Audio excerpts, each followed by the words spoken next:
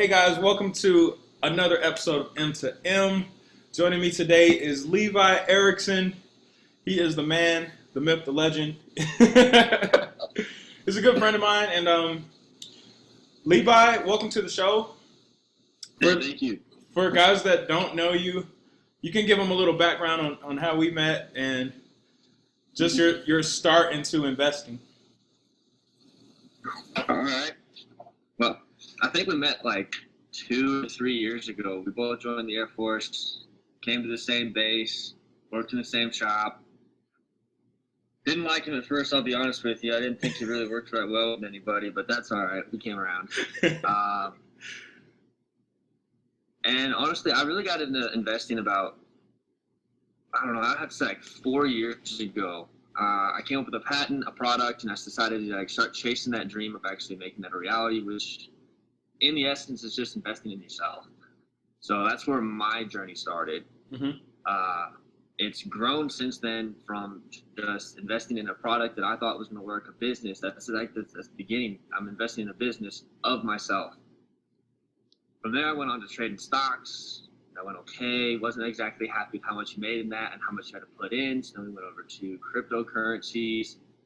Also went okay. I came away pretty well on that one, but then really got into it with this Forex.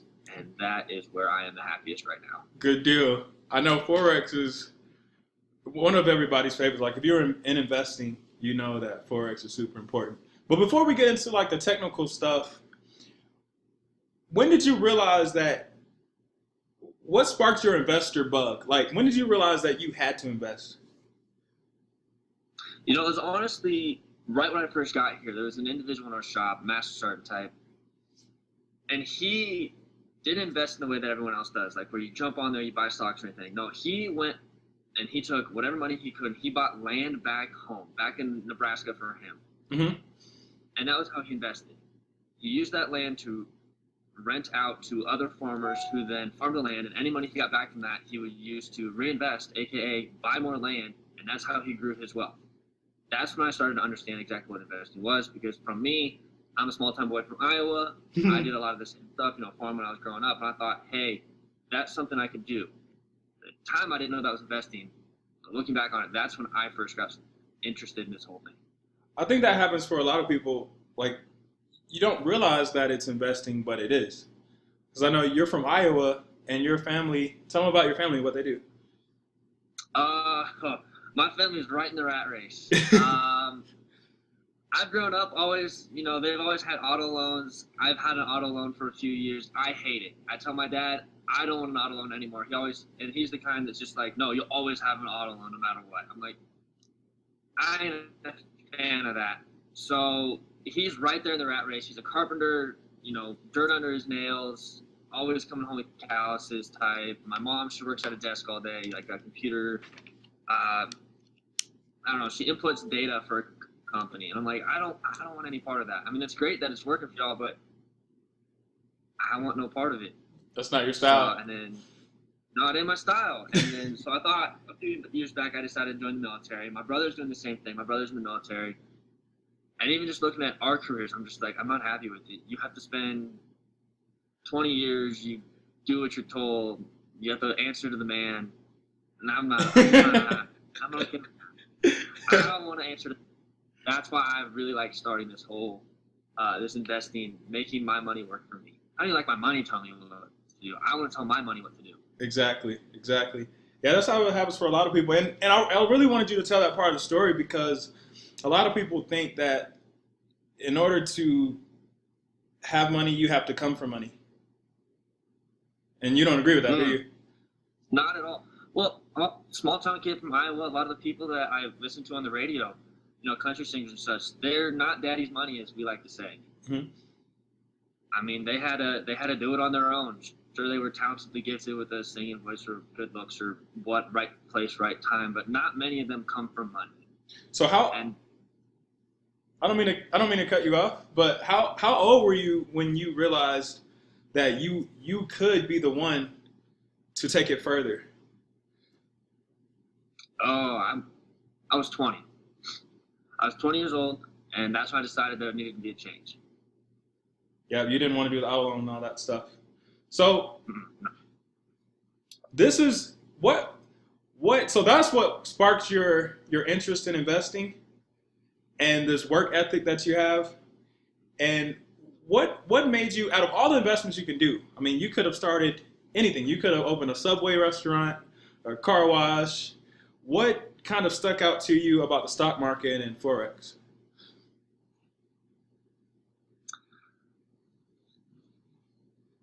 I know it's a deep question. That's right a there. good question. Yeah. That is a good question. I guess it's just because of the low cost startup. Like Yeah. you want to start a Subway, you have to have a few grand stuff, location, red tape.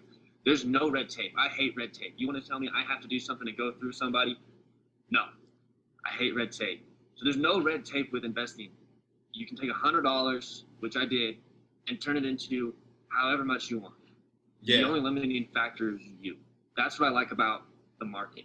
What would you You tell? look at Subway, there's so many limiting factors with like Subways or land or everything else, but there's just no limiting factors with you. What would you tell someone who? We always get this question: how much should I invest? What would you tell them? Invest what you can afford to invest. I mean, I'm coming from the rat race. I came right out of the rat race myself 4 years ago and started making those changes recently. I could only afford to invest so much. Mhm. I put in $100 when I started, and that's what I invested. If I lost it, okay. There would come a time where I had another $100, but that's what I could have afforded to invest, was $100 at that time. Would you say do less than $100? You think that would work? And be honest. I think you could, but you're going to have to start accepting that it's going to get harder and harder the less and less you get. I wasn't happy with $100. The amount of return that I got on $100 was really annoying. Yeah, because if you make $5, It tests your patience. it does. It does. So that's like the number one question we get is how much you should start with, and you say just what you're comfortable with is the answer to that. Yeah, you have to start with what you're comfortable with. I can't tell you to throw $1,000 in there. I can't tell you to throw $10,000 in there. I can't tell you to throw $100. You have to put in what you can afford to, first of all, because you still got to put food on the table, and you have to invest what you're comfortable with. Because if you're not comfortable investing $10,000, no. So when you're You're gonna first, stress yourself out and you lose it. yeah, exactly. So say you're brand new and you put in $100 into. We won't get into Forex yet, but just stocks in general. What can you expect to happen to that $100?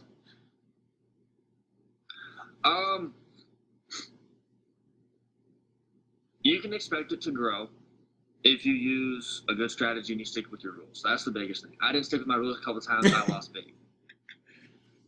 You come up with a good set of rules, you will make money. How do you find that set of rules? Say that again. How do you come up with the set of rules or find rules? You know, those rules are going to be based on you losing. Okay, so you can't learn to win unless you learn to lose first. Now, when I started, I just like, you know what? I'm just gonna start throwing money here. I didn't actually look at how the company was doing. I was like, oh, well, they've had a 3% growth over the last 10 days. So over the next 10 days, they should keep going 3%, and I should make money. But that's really my only rule was. If they're making money, I'm going to invest in them. That was it. I didn't look at any other data. How do you When look I at lost it? money, How do you look at it now? I started having to look at that other data to make sure that I was going to actually make money, and that's when I started to build my rules. How do you look at it now compared to then? As far as losing money, because that's everybody's biggest fear is losing money. How do you look at losing money now? Well, that goes back to the previous question. When I put that $100 in, I don't want it back. I'm not getting it back. Okay. It's like taking a day and going down to an amusement park. You put that $100 in, the only thing you're getting away from that is just the memory. I like that. Experience, I guess you could say. You take away that experience. Now, when I put that $100 in to invest, I'm not getting that back. On the off chance that I make money and I get it back, great. But when I put that in, I don't expect to have it back because, I mean, we're not going to go take our rent money and invest it. So this $100, you can't expect to get it back. Does the same thing apply with more money? Yeah, it's got to. It's got to apply with more money. How hard is it? How hard is it to adjust to? How hard is it to lose money? Because I think we will both agree you are going to lose money at some Yep. point, right? And I wanted to interview you because a lot of people are so afraid of losing money that they don't even try. So, how hard is it to accept a loss, and how do you bounce back from a loss? I mean, yeah, it goes without saying that you're going to lose money. How hard is it? Well, it's not hard for me because when I put that money in there, I expect to lose it. If I win, great. If I lose, I've already expected to not have that money back. So for me, once that loss does hit, I'm ready to go with that next $100 immediately. Good deal. So, all right, enough about the bad stuff. We have to talk about the bad before we talk about the good, right? No, we do. Now, Levi, if your trade goes right, everybody always asks, how much can I make? Well, that is a good question because I know with Forex, we like to play a couple of different angles. Normal Forex, where you're just trading one currency to another currency, you could easily double your money depending on hitting the right spot. How fast? Less than an hour. Wow. You can't do that anywhere else. No, Huh. you really can't. No. And because I also invest in the stock market, I can ask you some more like detailed questions. How important is it that you can double your money in comparison to people putting their money in savings accounts? Like putting your money in a savings account is a form of investment, but there's a big difference there. Like a lot of people put their money in savings and they get what you call a return on investment. So break down how important it is, how important it is to calculate your return on investment by a percentage instead of based on money. Like some people say, hey, I started with $100 and I made $105, and they get discouraged. They made 5%, right? Mm-hmm. Versus if you put that money in a savings account, what's your percentage there? It's like nothing, right? Yeah, it's based on your bank, and it's a significantly smaller percentage. Mm-hmm. Is it safer? Probably. But if you make 5% one day and 1% another day, you're still going to make significantly more than you are putting into a savings account. Exactly. And so a lot of people, we start with $100 and they end with 105. Like talk about how significant that is in itself. So when I like to look at it is every day we like to walk away between 5 and 10% gain. So if I take that 10%, or if we even say once a week we want to make 5 to 10%, we take that $100 and we make 5% on that. That's $5, like you said. But you come back the next week and you get to do it again. Next week you're going to come back and make your 5 to 10%. With $105 in that account, and you make your 5% at the end of the week, you no longer have you don't have $110. You have like $110 and change. Then you do it again next week. Now you're up to $115 and change, and then the next week, now you're at $121. So it's exponential. The growth is exponential. Eventually, it gets to the point where that 5% is being built up just the percentage of gain you have made over the last couple of weeks. And that's why it's important to look at that 5% and not just think, oh, it's only 5%. It's not just you're making $5 per week. You're making $5 and change every single week, exponentially. Yeah, that grows. When you that 5% will get to $200 faster than if it was just a regular 5%. You're talking a 5% exponential. You hit that $200 mark quicker. Now you're investing 5% at $200. You're making $10 a week.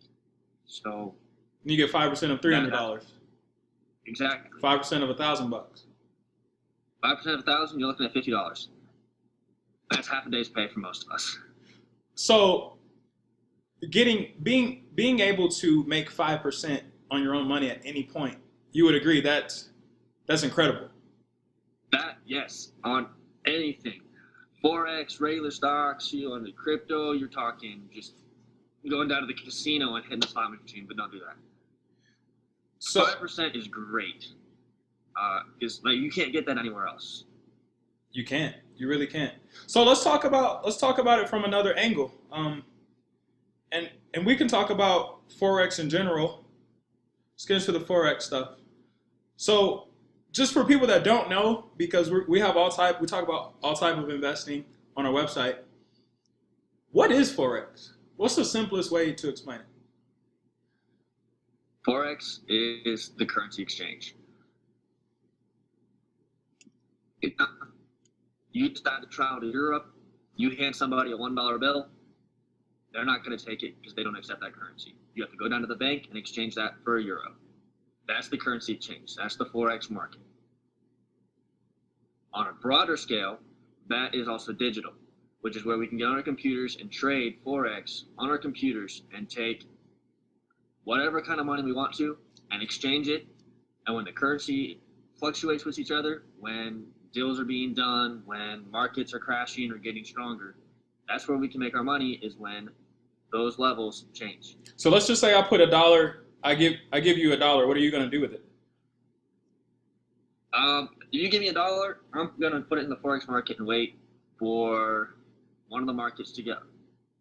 It's weaker than the market that I'm using. So if I'm using the U.S. market and I want a market to get weaker than me, I'm going to wait till I see that. I'm going to take my $1, I'm going to buy the currency of that weaker market, and then wait for that market to get stronger, and now I'm going to walk away with $2. At least $2. Yeah. Like I said earlier, you easily double your money.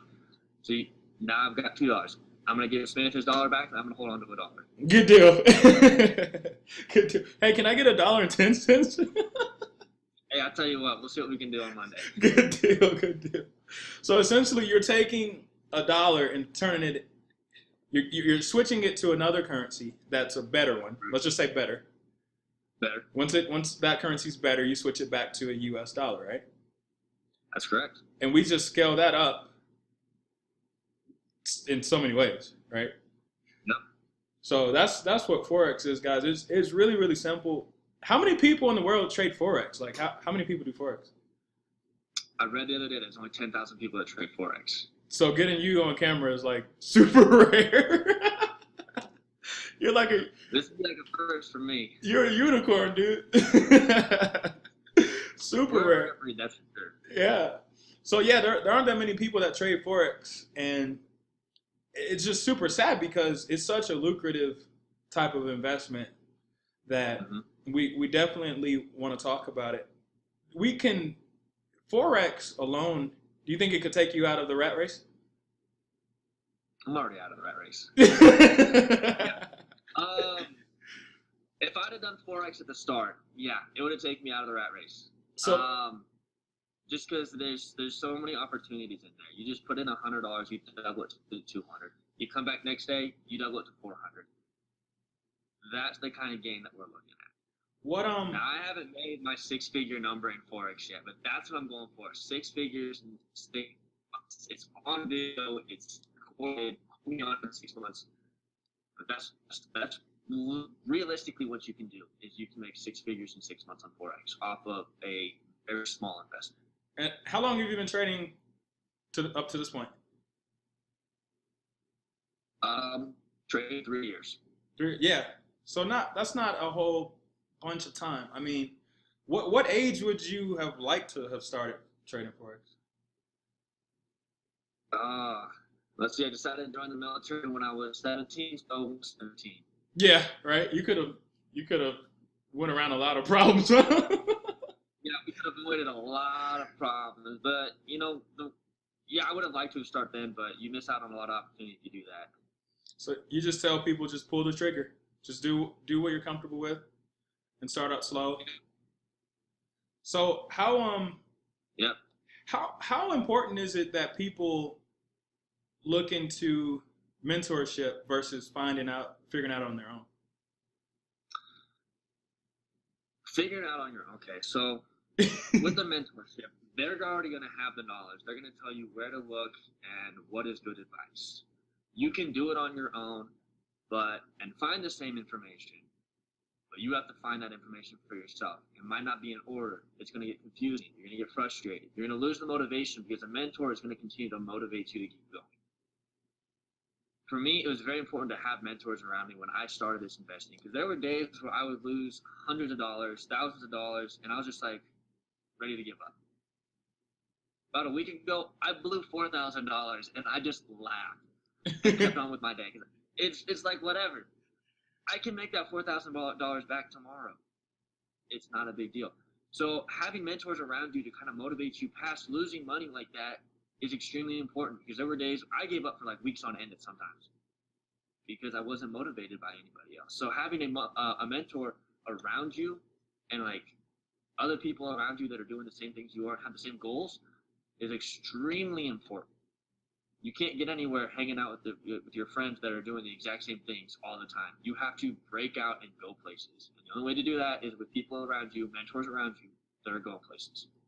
Good deal. And that's why you took to Millennials and Millionaires, because it's a group. It is. It's a great group of a bunch of individuals with a lot of different walks of life, who all accept different walks of life. And they're all motivated. Maybe not in the same way. Maybe, me personally, my end goal in all this is just to have an elk farm. That's my thing. I want an elk farm. They don't have that same goal, but the fact is we're all motivated to go somewhere. Exactly. And the path we're going to get there is similar or different, but we're all motivating each other to make that happen. We all have a dream. We all want to chase that dream, which is why Millennials Millionaires is such a great, not only group, like just a whole organization. It's a huge team, and we just get things done. We get it done. Good deal. So that was my next question, man. What is your end goal?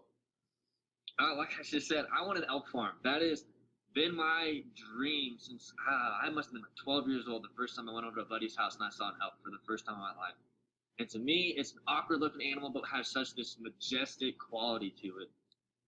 And I want to own the biggest elk farm in the nation. Not many people know this, but elk meat is the healthiest red meat you can eat. Antlers can be cut off and used for as a medicinal, like medicine. It can be used for medicine. It has cancer-curing agents. It can be used for fighting HIV, all kinds of medicine. But there's such a small population of elk nowadays that you can't actually get access to elk in the way that we need to. Not to mention, it's a great investment because those animals go for thousands of dollars as opposed to cattle, which can go from anywhere from 600 to 1,000. And the amount of money used to actually upkeep them is so much smaller. I could go on all day about elk. That's my end goal. But there's a lot of steps between here and there that I want to go that are required to get to there. Good deal. Yeah, and that's the thing, is like, you can invest in anything. I know so many people don't really realize that everything you do is pretty much an investment, right? Mm-hmm. And when you start to, let's just say you work a 9 to 5, because there are some good jobs out there, and you can make plenty to live on, but let's just say you get stupid rich, right? And I don't know what stupid rich is different for everyone, but let's just say let's just use the American standard. You make $1 million, right? Then what do you have to do with it? You got to invest it. You have to invest it. Just let it sit there. And so I think that's what that's the part that people don't understand. Your end goal is an elk farm, which is something that you're passionate about. But at the end of the day, it's all investments, and you should do something you're passionate about. So if people are interested in trading Forex, what's the simplest way to start?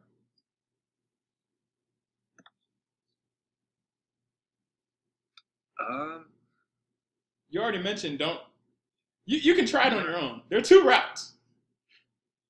There really are. I think that in starting Forex, man, you got to know how to invest to begin with. Forex is not a place where you can just put money in and go for it, because you can lose every single penny that you put into Forex. How fast can you lose it? You can win $100 in 3 minutes. You can lose $100 in 3 minutes. Yep, I've seen it. That's how fast it happens.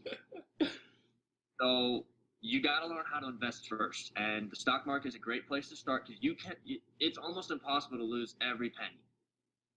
The business that you invest in has to go bankrupt. That's what it takes to lose every cent in the regular stock market. So once you learn to invest, that's where I think where you have to start. So you have to learn how to invest and understand the risk involved. How From there, you important? can go on to the Forex market. But So a lot of people know what buttons to press, like how to buy a stock.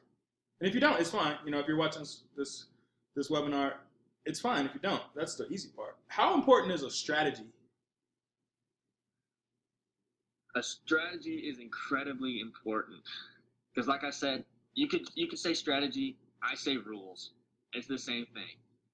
If you're not following your strategy, if you're not following your rules, you're losing. Like I said, I would go in on stocks that had a 3% gain and not look at anything else. That was my strategy. It wasn't good. So even though I had a strategy, you gotta have a good strategy. You have to have good, solid rules to follow. And if you don't have that, you're losing. And you can find strategies all over the place and just take advice from like other people. Look at other investors you find online. Look at YouTube videos, and you can find other people's strategies and how they invest. You know,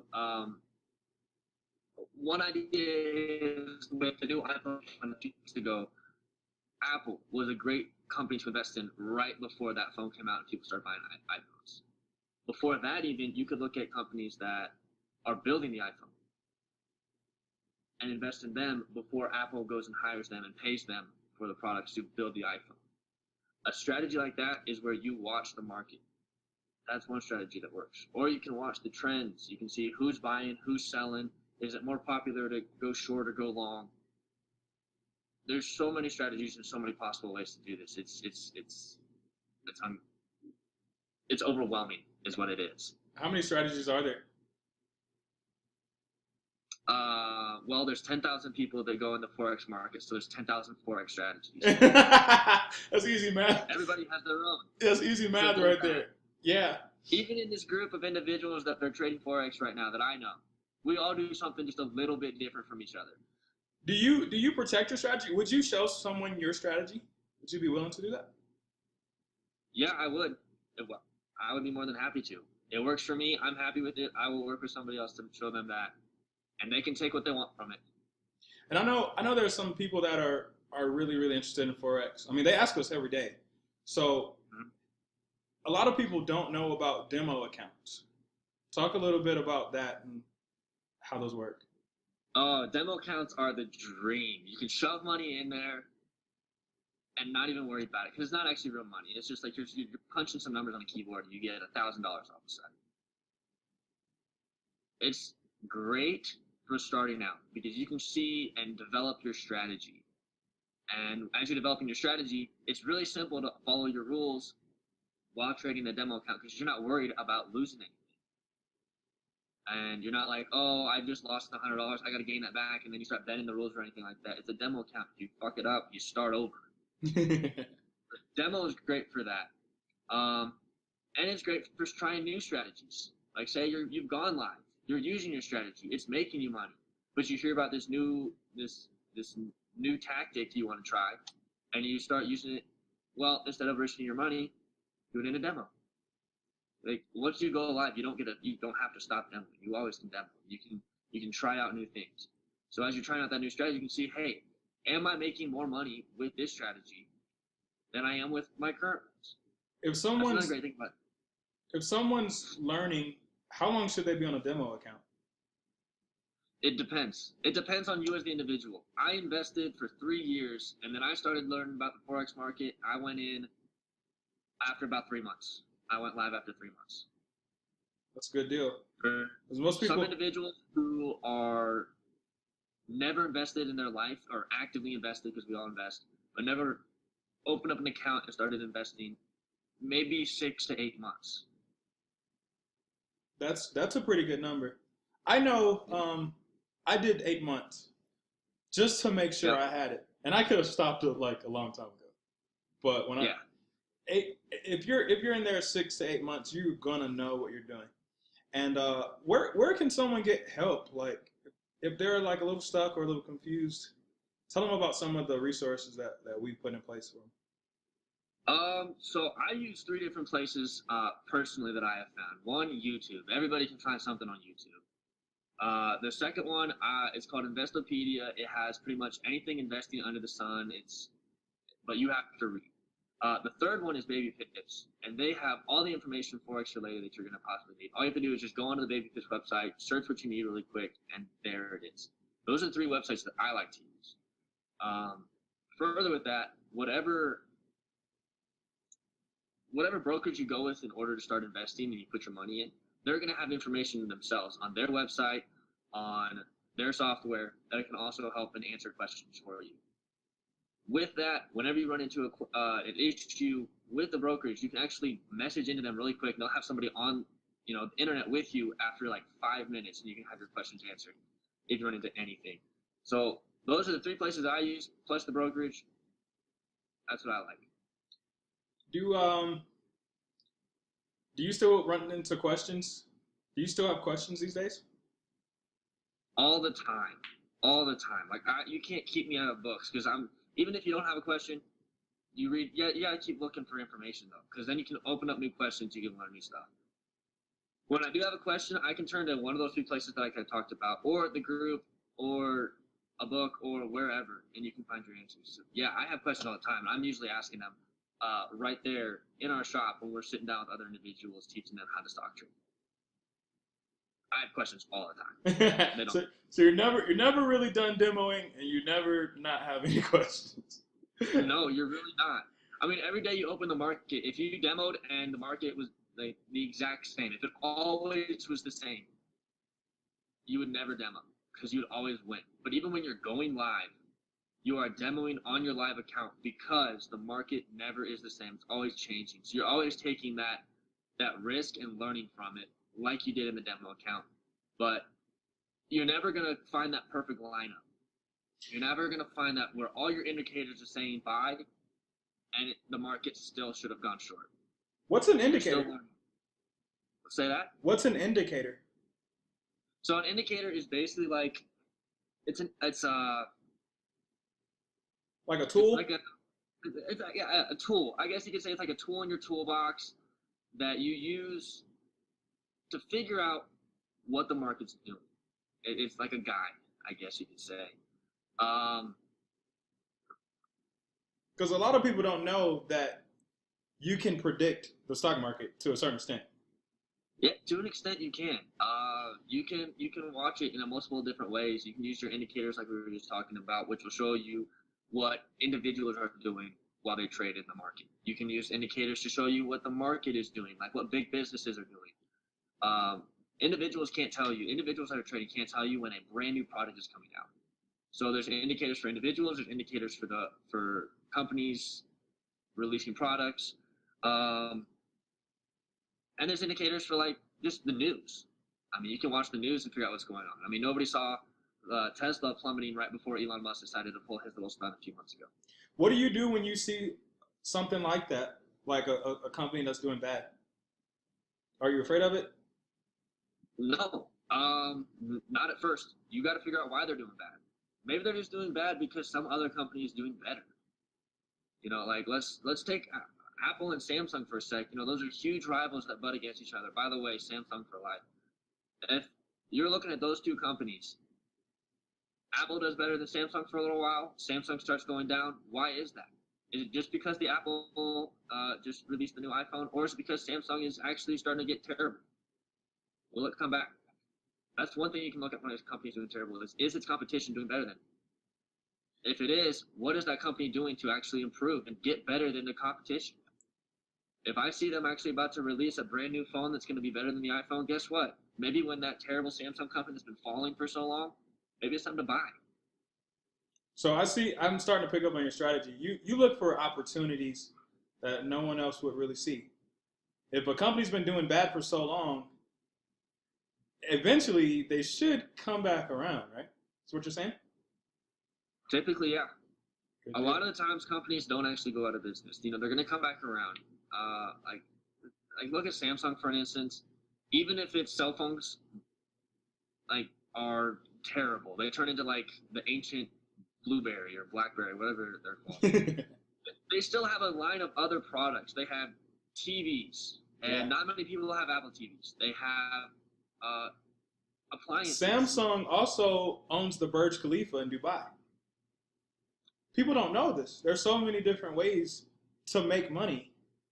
But Yeah. unless you have a group of people that can help you understand these things and find these opportunities and help you with your strategy, there's a good chance that you're going to be missing out on some money. Yeah.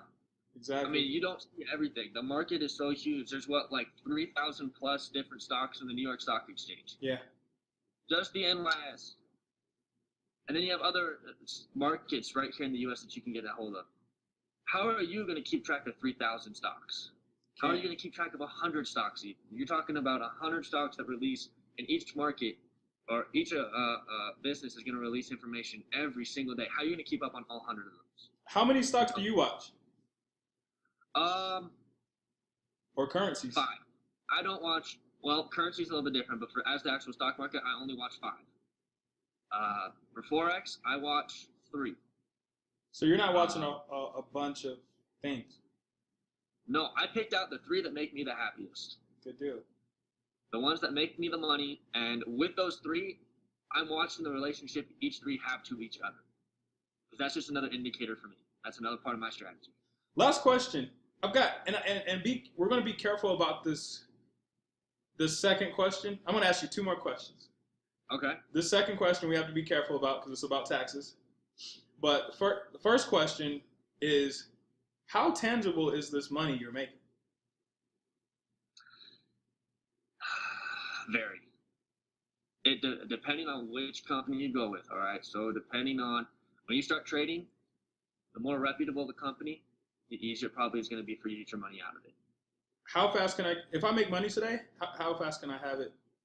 How fast can I go spend this at the mall? You could have it in less than a day. Yeah. Like immediately.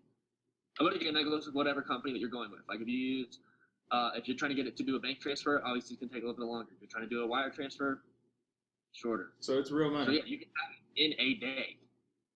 It's real money, huh? It's real money. It's not play. It's not fake. It's not, the pyramid scheme. Dude, you're so interesting. I have so many questions for you. Like, I know you, and I'll just have so many questions still.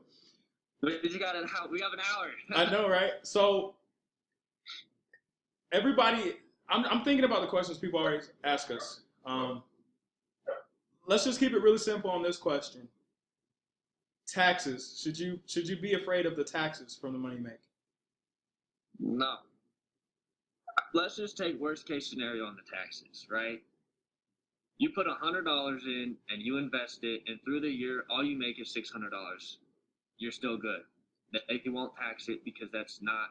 There's a limit. The $600 is your limit. And don't get too technical because we can get into some trouble. But you have to pay taxes, right? Correct. Should you be afraid of it? Obviously, there's your tax brackets.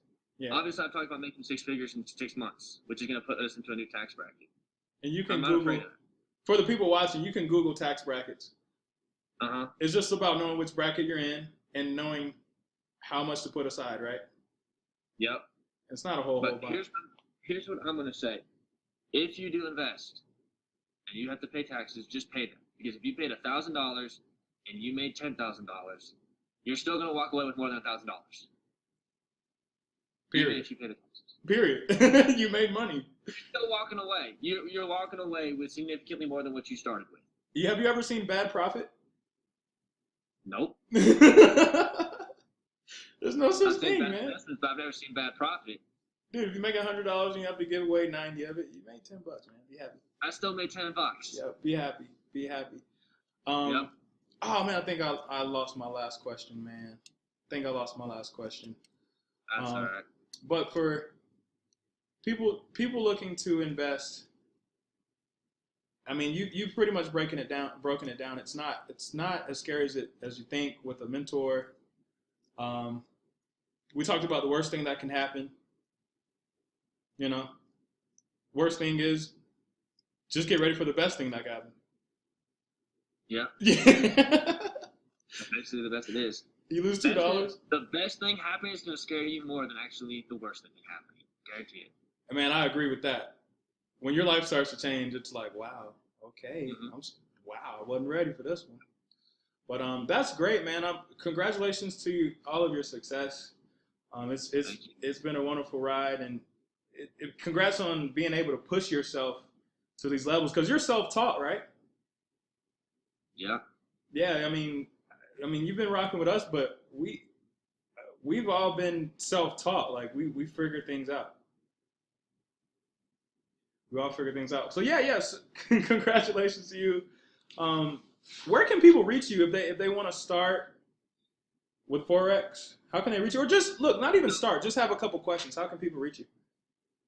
You know, I'm on Instagram. You can reach me at Erickson68. You can find me on Facebook, Levi Erickson.